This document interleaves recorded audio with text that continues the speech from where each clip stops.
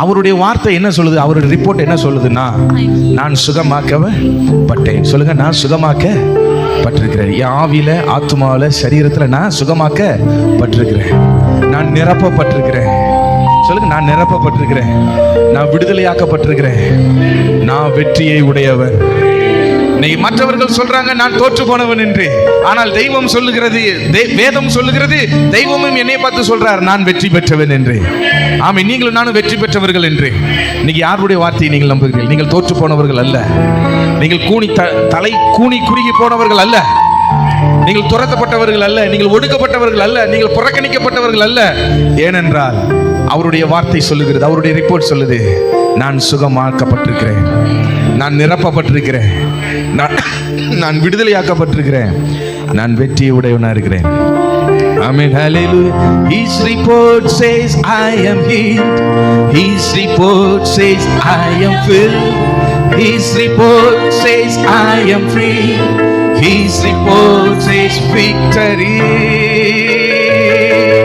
His report says I am healed. His report says I am filled. His report says I am free. His report says victory. யார் வார்த்தையை நீ நம்புவாய்? கர்த்தரின் வார்த்தையை நான் சொல்லுங்க, யார் வார்த்தையை நீ நம்புவாய்?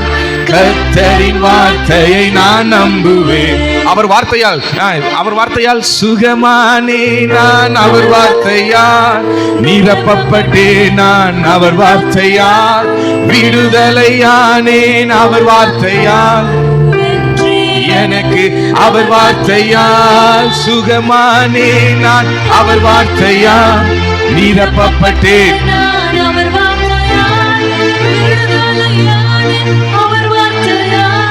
வெற்றி எனக்கு அவர் வார்த்தையா. ஆமென், ஹல்லேலூயா. இன்னைக்கு என் வார்த்தையை நீங்க நம்ப வேண்டாம்.